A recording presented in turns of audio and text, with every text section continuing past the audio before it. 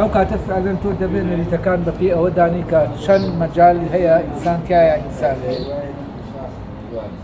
ابن خەلدون زۆر جوانە و نظامەشی دەکاتەوە کە پێی دەڵێن نظامی عەسەبیەت ناو کۆگەل لە کتێبەکاندا بوونی نەتەوەیە ئەو نظامە و پێی وایە ئەسەن دروستکردنی تەنانەت دەوڵەت لە فترەی خلافەتی ئیسلامیە بەبێ عەسەبیەت دروست نابێت. یعنی تۆ ناتوانانی لە ڕێگەی بانگێشتی دینەوە دەوڵەت دروستکەیت نانە لە ڕێگەی عەسەبیەتەوە. عەسەبیەت نظامێکە باشە، نظامێکە لە بۆ ململانێت پەیڕەو دەکرێت ئەویش جەنگیزخانیش ینی خۆی هەبوو نظام ڕۆژ یعنی چاکە و خراپە ناپێورێ لێرە لێرە ئەو لێرە ئیتر فعلەن چاک و خراپەی لێرە ئەمە شتێکی نظامیە بەڵام مەرج نییە چاک بێت فعلەن چاک و خراپە یعنی ئەو دەتوانێت هەر بە نظامەکە چاک ینی چاک بێت شتێ بکات چاک بێت دەتوانێت بە نظامەکە. من لە ناو جەنگەکان ئەوەی زۆر شتانێکی ئەخلاقی بینی بێ بەڕاستی لە سەلاح الدین نەبی بەڵام سەلاح الدین ئەوەی کە کردوویەتی بەپێی نظامی جەنگ و عەقڵیەتی عەسکەری ئەوانە بێ هەموو شتێک عەقڵی نییە. یعنی وەکو وایە من تۆ یاری شەترەنج بکەین مەلیکەکە لە بەردەستمایە کوشتومە بدەمەوە بڵێمەوە مەلیکەکەت و یاریەکە با بکەین ئەمە کێ دەیکا؟ نە حەماس دەیکا نە ئیسرائیل. و ئەم یاریەی بینینەکان کە پێشتر لە بینی مەسیح و موسڵمانە بوو و سەلاح الدین ڕایگرت بەو نظامە ئەخلاقی کە لە ناو نظامی جەنگەکە هەبوو وەتوانی هەر سێ ئاینەکە لە ناو قودسا کۆکاتەوە و دانیشتن و جەنگ کۆتایی بە جەنگ زەنگی ئەخلاقی ئەمە ئەوەی کە ئێستا هەیە ئەوەی سەلاح الدین واحد بەوەش مناسەکەم و مشکلانە ینی بەوە حەقا بەو نظامە ئەخلاقی سەلاح لەبەرەوە ئەمە جاران هەر قودسیش مەسیحی هات جوولەکە و موسڵمانی دەرکرد موسڵمان بڕۆشتایە دەسەڵاتیە بواە جوولەکە و مەسیحی دەرکرد بە پێچەوانەشەوە جوولەکە بڕوایە دەسەڵاتیە وایە ئەو دوانەکەی تری دەرنەکرد ئەمە بە پێی عەسەبیەت دەڕوە ئەو نەزەریە عەسەبیەت تیۆری عەسەبیەتەی بکڕێت. سەلاح الدین بە پێی نظامی عەسەبیەت نەدەکرێت ئازان قادسیانە هەموو سەرکردەکانی مەسیحیەکان لەبەردەستیانە لە ناو قودس گەنجێک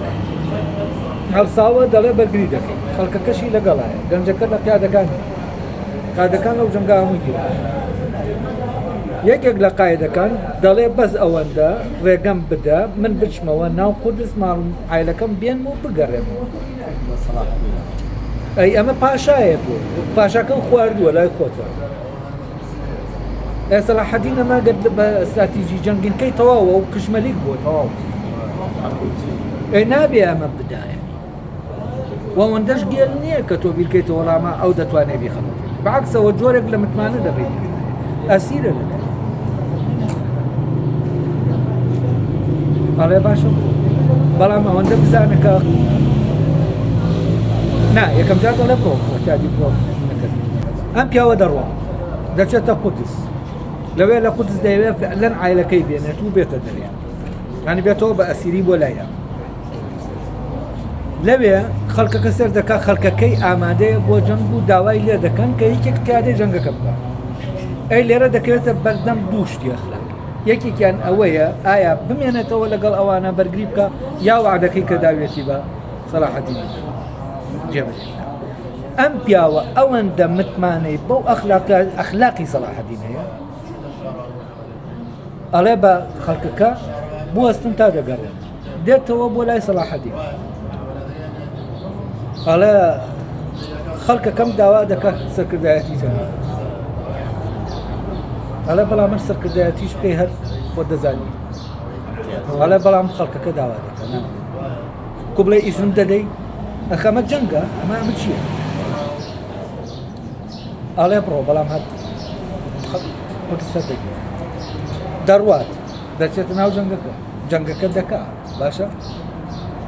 دوایەوە قودس دەگیری ئەمە لەکوێ ئەمە حماس يعني ئەوانەی کە ئیدارە ئەو جەنگە دەکەن ئەمەیان تایە یا ئیسرائیل تایەتی ئەمەیە کە فعلەن کۆتایی بەو جەنگی شەرق و غەربە دێنێ لە بینی ئیسلامی صلاح الدینە ئەم بەم بیرکردنەوەی ئەمە شش جەنگ نیە ئەمە ئەگەر بەپی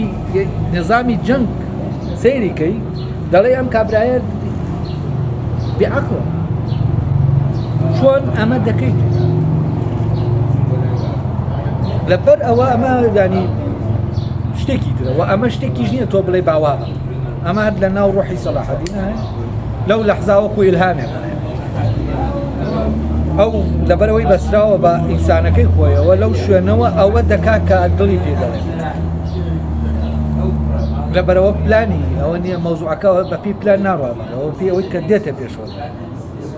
وەلەو شوێنە دڵی چی پێوە دەیخات وەفعلەن ئەمە یەکێکە لەو ڕووداوانە کە تۆ ناتوانی یعنی ناتوانی تەسەووری چۆن ئەمە چۆن ڕوو دەدەن یعنی ئەو شتێک دەباتە ناو جەنگەوە کە ئیمکانی نییە ئەمە وەکو دوو ئاورێنەوە هەنی کە ئەویش متمانەی بم تەسەورکەن ینی دەچێت و دەگەڕێتەوە بۆ لای سەلاح الدین لە سەلاح الدین پێی ئەمە ینی مەوزوعەکە سەلاح الدین ینی سەلاح الدین هات ئەوەی ئینسانیە لەوانی تریشە بەو جوڵەی کە زەمینەی دروست کرد بۆ ئەوەی لەوانی تریشە زیلو بێتەوە و ئەم پیاوە بوو بە زەمینی بۆ چالاکبوونی ئینسانەکەی ناو ئەوانی تریش ئەی ئەمە ئێستا نییە فعلەن ئەوە بەوەش حەل بەوەی کە ئێستا هەیە ئەو ملانەی هێزە حەل نەکراوە وەکو ئەو جەنگی عەسەبەکانە کە هەبووە پێش ئەگەر ئەمەی سەلاح الدین ئەم ئەخلاقیاتەی سەلاح الدین کە لە جەنگدا هەیەتی لە هێزێک لە هێزە سیاسیەکانە لە هەر ململانەیەکی جەنگا هەبێت ئیمکانی ئەوەی هەیە فعلەن شتەکە بەوە حەل دەبێت بەوە جەنگ دەگۆڕێەوە یعنی ئەوەنا وەک ئاشتی دەبێتە جەنگێکی شاراوە کە دەکرێت لە هەر کاتێکی تا